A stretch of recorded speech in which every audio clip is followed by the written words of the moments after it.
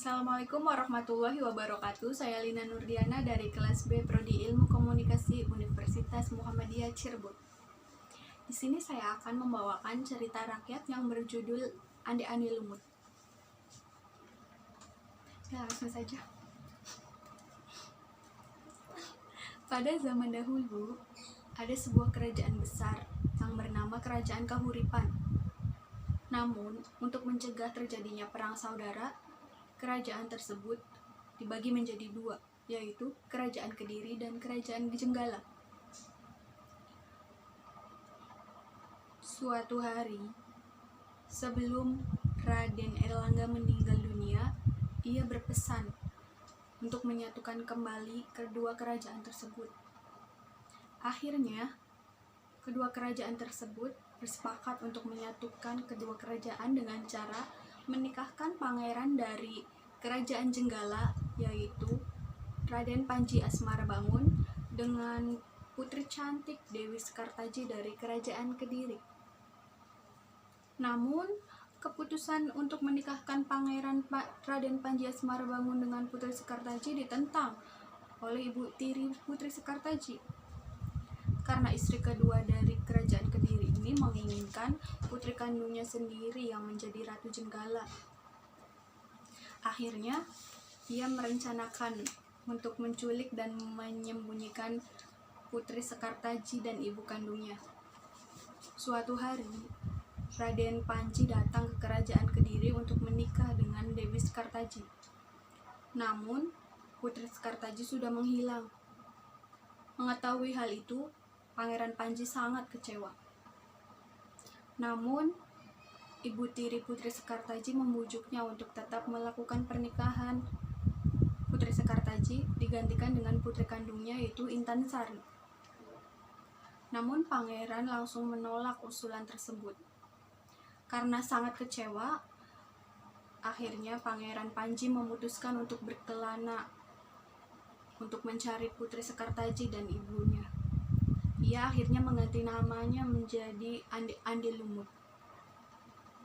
Suatu hari, ia menolong seorang nenek yang sedang berkesusahan. Nenek tersebut bernama Mbok Randa.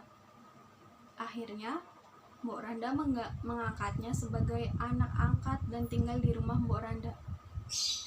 Suatu hari, Ande-Ande Lumut meminta ibu angkatnya untuk mengumumkan bahwa ia sedang mencari calon istri. Banyak gadis-gadis di desa Dadapan untuk bertemu dan melamar Ande-Ande Lumut. Namun, tidak seorang pun yang ia terima untuk dijadikan istrinya. Sementara itu, putri Sekar dan ibunya berhasil melarikan diri dari sekapan ibu tirinya. Mereka pun mengirimkan pesan melalui burung merpati untuk disampaikan kepada raja dari Kerajaan Kediri. Mengetahui bahwa putri Sekar dan ibunya mengirimkan surat, Intan Sari dan ibunya segera melarikan diri. Putri Sekar sangat senang dan berniat untuk bertemu dengan Pangeran Panji. Namun, ia pun kecewa karena Pangeran Panji sudah pergi berkelana. Ia pun memutuskan untuk berkelana juga untuk mencari Pangeran Panji. Suatu hari, ketika Putri Sekar tiba di rumah seorang janda yang mempunyai 3 anak gadis cantik, nama ketiga anak janda tersebut adalah Kelenting Merah, Kelenting Biru, dan Kelenting Hijau. Akhirnya, Putri Sekar pun mengganti namanya menjadi Kelenting Kuning. Mendengar berita yang bersumber dari desa Dadapan, kabar dari itu menyebutkan jika Mbok Randa mempunyai anak angkat, seorang pemuda yang sangat tampan wajahnya, Ande-Ande Lumut namanya. Iya, ketampanan Ande-Ande Lumut sangat terkenal menjadi buah bibir di mana-mana. Banyak gadis yang datang ke desa Dadapan untuk melamar anak angkat Mbok Randa itu. Kabar tentang Ande-Ande Lumut sedang mencari istri terdengar oleh keempat gadis cantik tersebut. Akhirnya, janda tersebut menyuruh anak-anaknya untuk pergi menemui Ande-Ande Lumut. Suatu hari, mereka segera berangkat. Namun, mereka hanya pergi bertiga karena Kelenting Kuning mempunyai pekerjaan rumah yang belum selesai. Mereka bertiga saling mendahului agar terpilih oleh Ande-Ande Lumut. Namun, di tengah perjalanan, mereka sangat kebingungan karena harus menyeberang sungai. Di tengah kebingungan tersebut, tiba-tiba muncullah pemuda bernama Yuyu Kangkang. Ia menawarkan untuk mengantarkan mereka menyeberang. Tapi Yuyu Kangkang mengajukan satu syarat. Jika sudah menyeberang kalian, maka perbolehkan aku untuk mencium kalian. Pada awalnya mereka menolak, namun karena itu jalan satu-satunya, mereka pun terpaksa menyetujui persyaratan tersebut. Sesampainya di rumah Mbok Randa, mereka langsung memperkenalkan diri satu persatu. Melihat kedatangan 3 gadis cantik tersebut, ia segera memanggil Ande-Ande Lumut. Namun, ia langsung menolak ketiga gadis tersebut.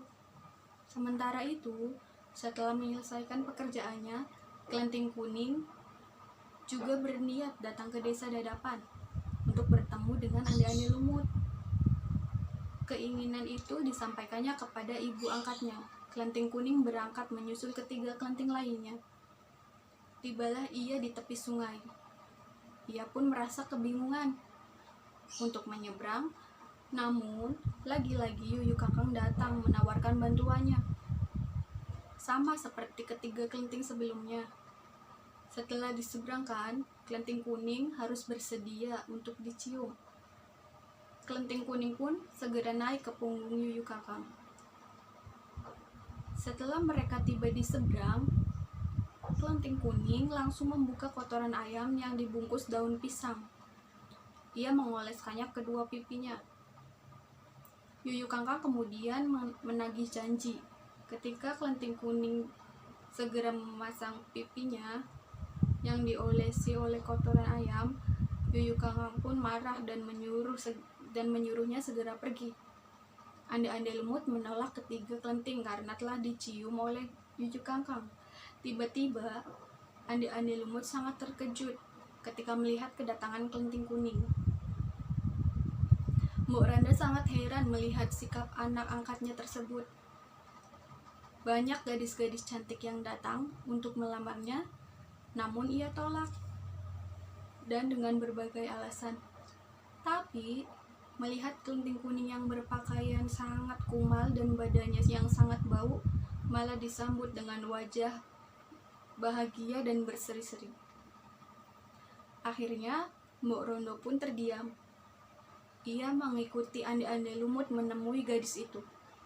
Sementara Kelenting Kuning terkejut sekali melihat Ande-Ande Lumut adalah tunangannya, yaitu Raden Panji Asmarabangun. Akhirnya, di depan semua orang, Kelenting Kuning langsung mengubah diri menjadi Putri Sekartaji. Semua orang sangat terkejut melihat sosoknya yang sangat cantik.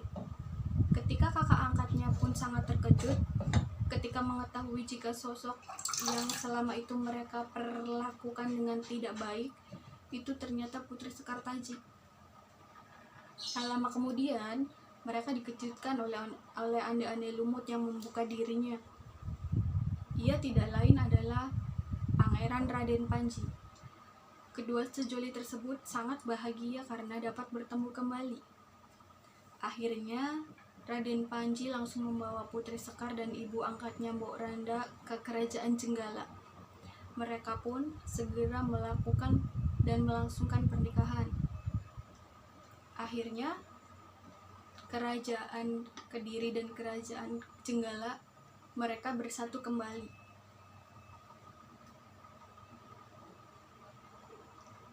Sekian dan terima kasih. Ya, cukup sekian dan terima kasih.